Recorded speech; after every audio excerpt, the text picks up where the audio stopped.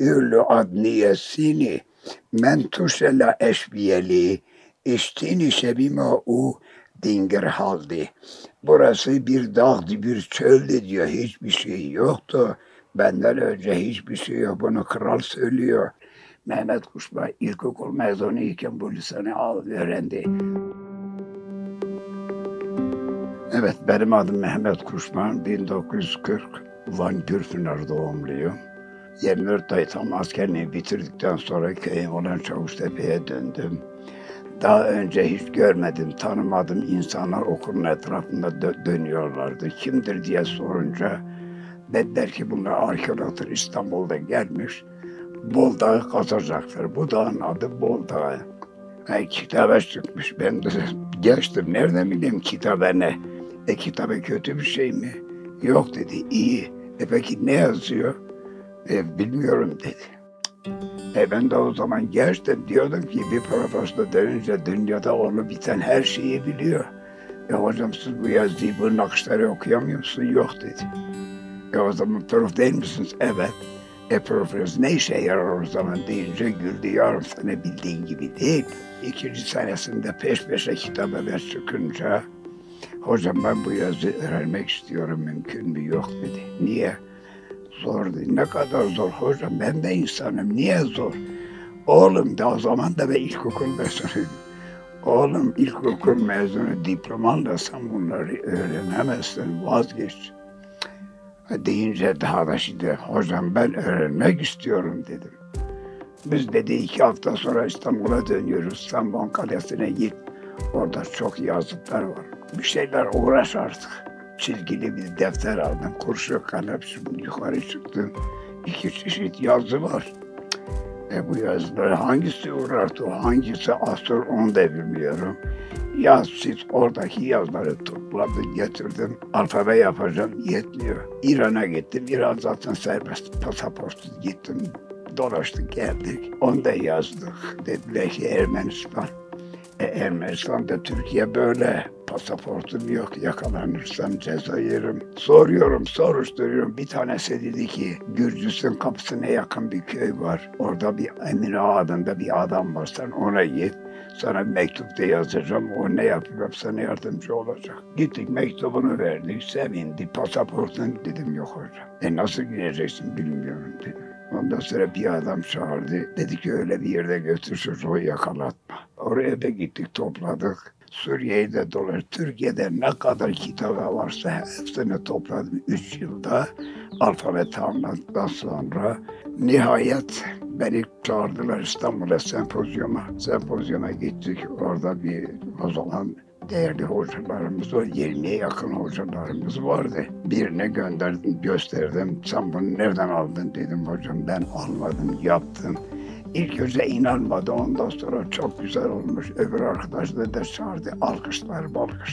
Biraz da harçlık verdi. Bakan da o zaman harçlık verdi. Türkiye'de kazı çalışmaları yapan bütün hocalar orada. Yerli ve yabancı. Geldik buraya, başladık lisana.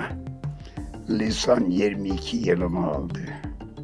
Çünkü onların yazıları bizim yazılarımız gibi de onlarınki hece, bizimki tek harf. Onların 54 harf kullanmışlar. 54'ün 49'u hecedir, 5'i sesli A, E, I, U ve Ü harfleri sessiz tekil. Onlar bana çok zorluk gösterdi. Çünkü her şeyden önce bir isim yazabilmeniz için o heceleri bir araya getiriyorsunuz. Ondan sonra kelime şeklinde yapıyor. Kelimeleri de bir satır okuduğunuz zaman kelimelerin de yerlerini değiştirmeniz lazım cümleyi kurabilmeniz için. Orada 22 yılım aldı. Hepsi 25 yılım oldu. Bir şeyler öğrendik. Evet, böyle oldu. Şu an Türkiye'de 7 kişiyiz, dünyada 12 kişiyiz. İşlerinde en genci ben olduğum için bakanlık hep beni düşmüşlere gönderiyor. Ben de bu haldeyim işte 83 yaşımı geride bıraktım. Alo. Merhaba. Tamam ben buradayım. Buradayım. Saat 3'e kadar burada. Zaten Seda Bey'in kolyesi hazırdır. Yazmışım, telefon değiştirdim sabahleyin. Saat 3'e kadar buradayım efendim. Tamam, hayırlı günler, hayırlı günler. Günleri böyle geçiyor işte. Bazen işte reportajlar oluyor. Okullar çağırıyor Van'da, İstanbul'da da öyle, üniversiteler çağırıyor, gidiyorum. 5 defa Amerika, Los Angeles'e gittik. Böyle geçiyor zaman. Zaman geçti ama zaman da beni çökertti artık. Orası bilinmiyordu. Biz okula gittiğimizde öğretmenimiz diyordu ki asır dersine veriyordu, tarih dersinde. Orası yok. Son zamanlarda İstanbul Üniversitesi gelip kazı çalışmalara başlayınca bu sefer Urartu ortaya çıktı. Asır kayboldu çünkü asırın üstleri başka yerde. Mezopotamya. Bu sefer bu çıkınca dünya merak etti. 80 ile 95 yıllar arasında günde 20'den fazla otobüs geliyordu buraya. Evet, hem Amerika'dan hem Avrupa'dan hem Uzak Doğu'dan her yerden geliyorlardı. Şimdi kesildi artık. Bana 12 yıl vize verdiler. Kaliforniya'da eyalet valisi dedi ki Mr. Kuşman, biz Amerika devleti olarak kimseye bir ay bile vize vermiyoruz. Bak sana 12 yıl vize vermişler. Bu sene kışın bizde kal. Seneye bütün aileni toplar getiririm buraya. Ondan sonra kabullendik, buraya geldim. Çocukların hiçbiri taraftar olmadı. Hepimiz memuruz, kendi ülkemizde çalışıyoruz. Yeteri kadar da gelirimiz var, şükürler olsun. Gitmeyeceğim artık. Aklım başıma geldi, gitmeyeceğim. Ya Türkiye'nin hali başkadır, kim meses edilsin. Türkiye'deki havası, suyu, insanı, oradaki insan robot gibidir. Hiç insana saymazlar bile. Yemeği, içmeyi, Türkiye bir başka bir ülkedir. Ben 61 yıldır buradayım. 1962'den beri buradayım. Ben evime pek gitmiyorum, hep buradayım. Yaz aylarında saat 6'da çıkıyorum, 6'da iniyorum, 12 saat. Gidiş geliş var, bilmem ne var falan. Yani burası benim çocuğum gibi. Gelmesem yaşayamam. 62'den 2005'e kadar resmi bekçi olarak çalıştım. 2005'ten bugüne kadar da gönüllüyüm.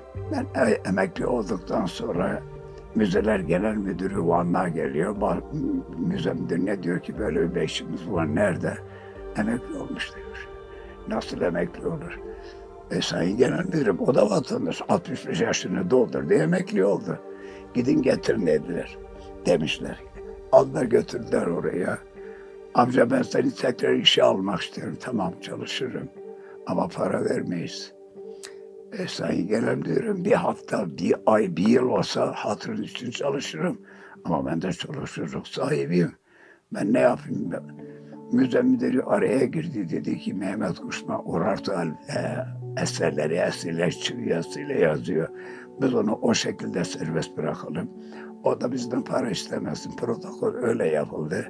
18 yılda böyle geçiyor. Ben de yaşlandım artık. Bu seneden sonra yokum herhalde. Ya ama ben de biraz gezip dolaşmaya hakkım var benim. Memleketimi doğru düz tanımıyorum. Evet, Avrupa'yı, Amerika oraları gezdik ama ben daha doğru düz memleketimi tanımıyorum. Antalya'yı da bilmiyorum. Karadeniz'e hiç gittiğim yok. Ben de biraz yaşama hakkım var böyle. Bütün arazimden vazgeçtim. Burayı sıkı tuttum. Eminim ki vicdanım rahat. Arsanda, bağımdan, bahçemden, evimden, tarlamdan vazgeçtim. Buraya geldim ve iyi ki de gelmişim. Men tuşela bime aşe men Kur'aniye. Benim yaptığım eserleri kırmayın, yıkmayın, bozmayın. Yazdırdığım yazıları silip başkasının da adını yazmayın. Bunları yapan olursa baş Tanrı halkının gazabına uğrasın diye bir beddua bırakıyor. Evet.